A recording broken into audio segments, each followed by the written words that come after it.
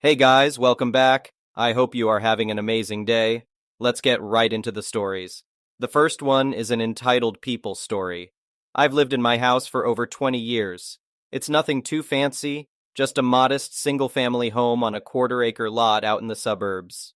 The neighborhood is pretty quiet for the most part. Sure, there's the occasional spat with a neighbor over a fence or something minor, but nothing too dramatic. At least until Karen moved in next door about 5 years ago. From the first week she arrived, Karen was a nightmare. She complained about every little thing under the sun. Apparently my mailbox was the wrong color, and my garden gnomes clashed with her landscaping tastes. I tried to be polite and brush it off at first. I figured she was just particular and would settle in eventually. Oh, how wrong I was. If anything, Karen's pettiness escalated over the following months. She began calling in noise complaints if I so much as sneezed too loudly after 9 p.m. My poor dog got the blame for excessive barking even when he was silently napping inside. It was getting out of hand. So when my husband Tom and I had the chance to get away on a 2-week Hawaiian vacation last month, we jumped at it. A much-needed break from the suburban drama and Karen's watchful eye. I asked my neighbor across the street, Mark, to keep an eye on the house and take in the mail while we were gone. Karen was sure to be a nightmare if she noticed us away for an extended time. The first few days in Hawaii were absolute bliss. No petty complaints or nosy Nancy keeping tabs on our every move. Tom and I relaxed on the beach and enjoyed fruity cocktails to our heart's content. About midway through the trip, we made the mistake of briefly checking emails. I wish we had just stayed off the grid. There it was, an alarming message from Mark. Call me immediately about urgent situation at your home. Karen at it again. My heart dropped. This couldn't be good. I called Mark right away, my mind racing with possibilities. Mark, what's going on? What did Karen do? I asked nervously. It's bad, really bad, Mark replied. Just 2 days after you left, Karen got a bulldozer and demolished your garage. It's completely leveled to the ground. She's claiming that according to some new survey, your garage was partially on her property line. But I looked it up with the county, and the property lines are exactly as they've always been. I was in utter shock. That garage housed all our tools, lawnmower, and Tom's beloved classic car that he had painstakingly restored. The car alone was worth tens of thousands. Mark continued, I already called the police and filed a report for you. Karen's insisting she has the right to tear down her half of the garage. She's absolutely deranged. I felt sick to my stomach. How could someone be so destructive and entitled? I thanked Mark profusely for handling the police report and immediately started looking into flights home. Our vacation was effectively ruined. Tom and I spent the next few days anxiously waiting to get home and survey the damage. When we pulled up to the house, the destruction was even worse than I imagined. Our peaceful suburban home now looked like a war zone. The garage was completely demolished, with Karen already pouring a new concrete foundation on our land. She definitely took advantage of our absence to commit this atrocity. We immediately got a lawyer involved, and I pressed charges against Karen for the willful destruction of property. Over the following weeks, I learned just how deep Karen's issues went. Apparently, she had pulled similar stunts around town for years, bullying people with frivolous lawsuits and abusing the system to get her way. She thought she could get off scot-free destroying something that didn't belong to her, but not this time. The evidence against Karen was overwhelming. After dragging it through court for nearly a year, Karen was sentenced to 2 years in prison for her crimes. Not only that, but she was ordered to pay over $100,000 in restitution for destroying the garage and damaging Tom's beloved car. As Karen was escorted out of the courtroom in handcuffs, she made a dramatic scene as expected. "This is so unfair," she wailed. "I was just taking back what belongs to me. Our survey clearly showed that land was mine." I had to laugh at her delusional lies. Even now, she couldn't admit fault or take responsibility for her behavior. The judge wasn't buying any of it either. With Karen's reputation, the whole town was glad to finally see her get a taste of justice. Over time, we rebuilt the garage and restored some sense of normalcy. The house no longer feels like a crime scene with police tape surrounding it. But I'll never forget coming home from vacation to find our garage mysteriously bulldozed at the hands of our psychotic neighbor. The moral of this story: if you're going on vacation, make sure your home isn't next door to a certified lunatic like Karen. At least I can rest assured that Karen won't be bothering anyone for the next couple years from her new home behind bars. The next one is a pro-revenge story. The cast, note that none of these names are real, they're all pseudonyms to meet guidelines. Brooke, my sister Angie, accounting girl Mark, milquetoast boss Victor, vice president of operations. This story is about my sister's first job after graduating from college with a bachelor's degree in business management back in the mid-70s. She was hired by that recording tape company whose advertising tagline was, "Is it real or is it?" Anyway, her job was the travel coordinator for both the sales and tech support teams out in the field who came to the corporate offices periodically for various types of meetings or training, depending on the field employee's specialty. Brooke's responsibilities included booking airline flights, hotels, rental cars, approving per diems, and other travel-related upfront arrangements. It didn't take her long to figure out that there were a lot of no-shows, particularly from the sales staff, who always seemed to have some valid excuse not to make it to the meeting, and often with last-minute cancellations. You know, "I've just booked this golf game with my most important client this week, so can you reschedule me?" type of reasons. Seeing how these cancellations were costing the company big bucks, Brooke hatched a plan that created class rosters for each class, and would, just like a teacher, make notes as to who showed up and who didn't. After the class was over, she would calculate how much those who didn't show up had cost the company in terms of cancellation fees, missed flights, etc., and present them to Mark. His reaction, typical of a middle manager protecting his little fiefdom, would take her report, tell her, "I'll look into it," throw it into his inbox, and then promptly forget about it. My sister has a tremendous amount of patience, unless you're being stupid, which in this case Mark was. As far as she was concerned, fast forward a couple of months, the reports are still stacked on top of each other in Mark's inbox, and Brooke's getting real frustrated because these field guys are abusing the time and effort she's putting in while attempting to get them in for their required classes. So one day, Brooke's having lunch in the company cafeteria along with a gal from corporate accounting. They get to talking, and Angie mentions that she's noticed the travel department's expenses are really high, percentage-wise compared to others, and asks if Brooke has any idea why. Well, that was all it took. My sister unloaded her frustration with all the cancellations with no repercussions, thus sending the travel department's budget off the charts, not to mention the fact she wasn't getting any support from Mark towards reducing the numbers.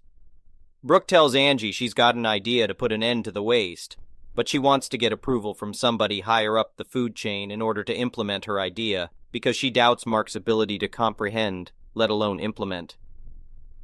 Angie tells Brooke that she thinks she knows exactly who Brooke needs to talk to, and within a couple of days, Brooke and Angie are sitting in a plush corner office talking to the vice president of operations, Victor, explaining the situation. It only took Victor a couple of minutes to make a decision, after Brooke described what was going on, plus her idea on how to correct it, and he told Angie that Brooke's idea was brilliant, and that the policy change would become effective on the 1st of the month, 10 days later, which he followed up with a memorandum sent to all employees shortly after their meeting was over.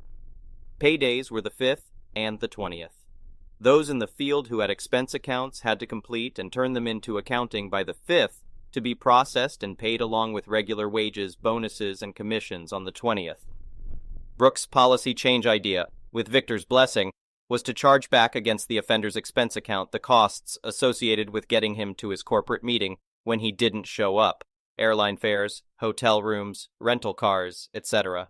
Sis told me that the first month the policy went into effect, the howls of protest could be heard all over Silicon Valley, as several ended up with minuscule paychecks after the chargebacks.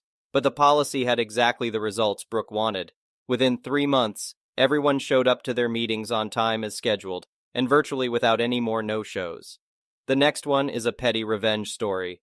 I think this is the most petty I have ever been, and no need to ask if I was the a-hole because I totally was. But it tickled me and a few others. This happened a few weeks back and still makes my friends, who I have made laugh about it. I do deliveries around our town, and as such, I need gas to do so. There is one gas station I hit up every morning before work because the gas is cheapest. It is on my route to work and has a better selection of breakfast snacks and drinks than the others around it. Since I have been stopping off there a minimum of 3 times a week for the last 6 years, I have gotten to know the owner, and a few of the longtime staff there. They are all good people and treat me nicer than normal employees do. So I try to treat them with as much respect as I possibly can. One morning while I'm filling up, one of the female employees, we'll call her Rachel for this story, was standing idly by one of the pumps. She has a few mental problems, but is one of the nicest people I know. So while my gas is being filled, I strike up a conversation. She tells me she ain't doing so well because she is supposed to take out the trash from the outside bins and put it in the dumpster around the side of the building. The way the building is designed, there is only one way to get to the dumpster to put anything in it, and that way is clearly marked with signs and paint saying, "Do not park here," or "Block the dumpster." I look over and there is a caravan of about 5 minivans parked around the area. Most were in legitimate parking spaces, but the biggest one with a massive roof rack was parked awkwardly in front of the dumpster, completely blocking it off. I asked Rachel if she had asked them to move, and she said they would move when they were done, and that was over 30 minutes ago. I feel for Rachel and her sad face at that time, so I tell her I will make it up to her. After getting the nozzle put back up and getting my car ready, I drove over to where the van was parked and parked my car in the first open parking spot behind it, effectively completely blocking it in. I get out of my car and walk about 5 steps away when a screeching Karen pokes her head out of the front window of the van. "Hey, can you move your car? I'm parked here." Me. "Oh, but that's not a parking spot." Her. "Well, yeah, that's why I'm trying to get out of it." Me. "Okay, but hold on. I'll just be a minute." I proceed to walk inside the store to get my morning meal, as I hear Karen screaming for me to come back. As the door shut in the store, I notice the place is overrun with families buying travel snacks. They are all milling about, but a few are looking out the window saying, "I wonder what Karen is yelling about." They are clearly all in her caravan. By the time I grab my food and drink and make it to the checkout line, she has stormed her way in and is trying to tell me to move my car now. I tell her, "I can't leave, that would be stealing. So I am going to buy my stuff and leave." She huffs at this and notices everyone in front of her is a member of her traveling party, so she just glares at me the whole time. I finally make it to the front after like 10 minutes and go, "Oh wait, shoot, this isn't what I wanted. I'll go put it back and grab what I really want." Luckily, I was still very early for getting to work, so I was milking it for all it was worth. Karen is fuming. When I make it back to the line, someone else is getting in line in front of me, and Karen is trying to tell him to move so I can go first. The owner, we'll call her Jess, tells her she isn't allowed to talk to customers that way, and one more outburst from her, and she will kick her out of the store. Karen mutters to herself, but is silent. I go up to check out, moving and talking as slowly as I can, and ask for a lottery ticket as well. After paying, since no one is behind me, I scratch it off, and what do you know, I won a free ticket, so I buy another one and proceed to scratch it off. Karen, up to that point, had been mildly tolerable, but then she lets out this unholy screech and tells me to stop wasting her time, to which Jess tells her to leave.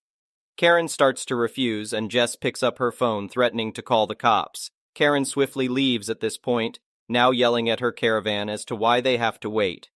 I thank Jess for all that she has done so far and explain what was going on, still really slowly. She laughs and tells me how much she hates people who park there. They get all defensive when you tell them that they can't park there, but this is the first time anyone got their comeuppance over it. I left and saw Rachel standing near my vehicle, doing her best not to laugh. I load up my car and ask if everything is better, and she nods enthusiastically. I move my car to the other side of the lot and watch them all leave one by one, but not before Karen pulled out in front of someone and almost wrecked. The next one is a malicious compliance story. At my last job, my main duty was the IT manager for the entire location, among other duties. I had been there for 3.5 years at that point, and as I was trusted by everyone, if I had something important to say, people listened. During COVID, while other departments' budgets were getting slashed and employees were getting laid off, I was able to replace a lot of our aging IT infrastructure. At the beginning of my last year there, the owner hired a young, I only tell the truth, even though you won't like it, narcissist as his second in charge. He hired this bonehead as his successor to run this location, while the owner would focus on opening up a second. In the first 3 months, Bonehead pissed off everyone, to the point where 15 people from various positions left the company to find another job.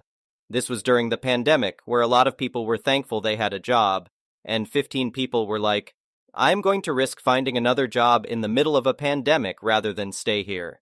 He was that bad.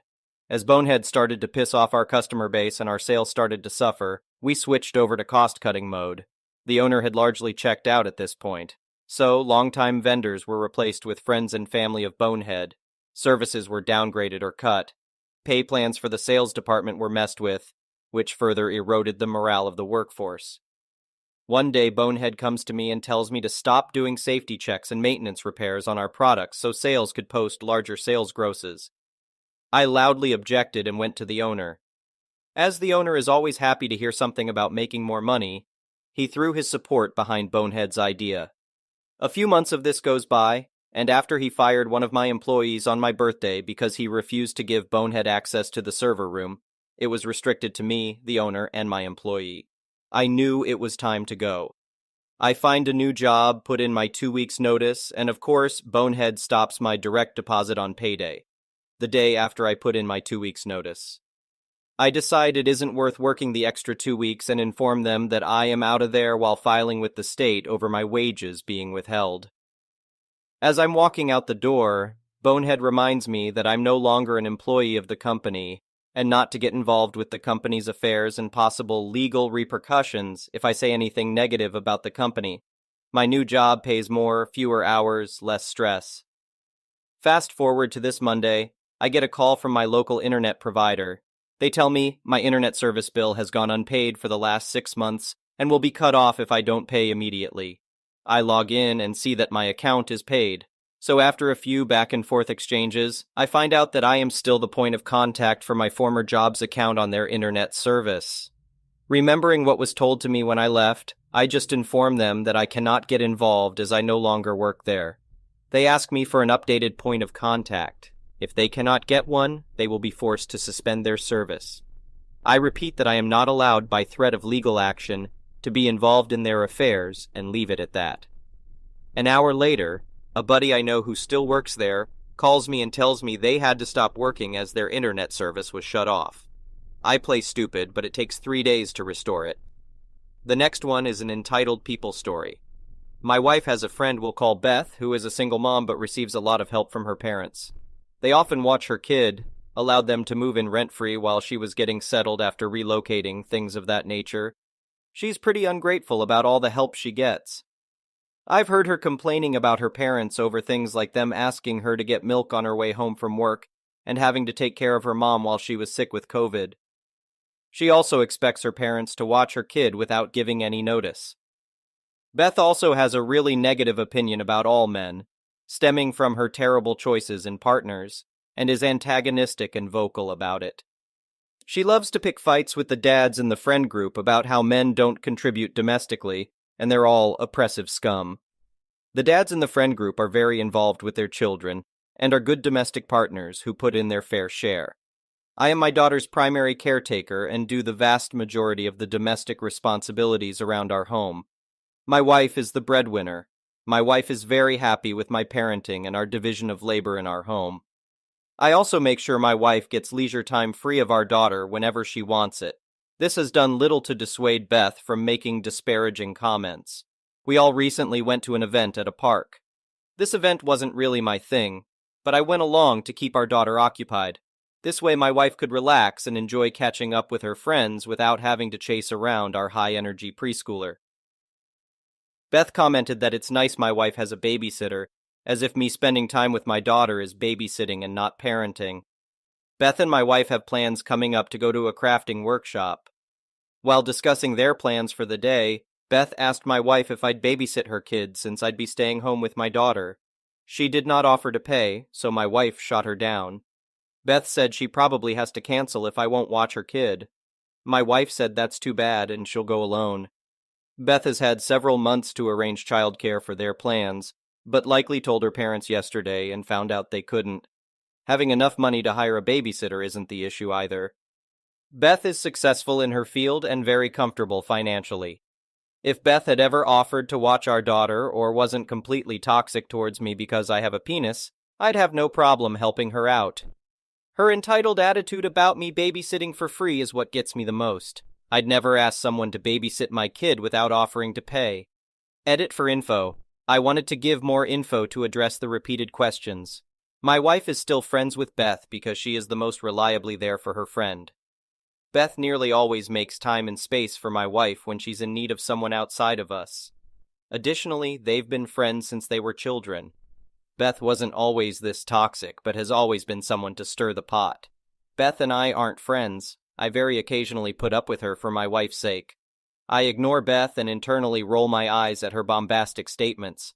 I learned early on not to engage with her rhetoric. She's just trying to bait me into arguing with her.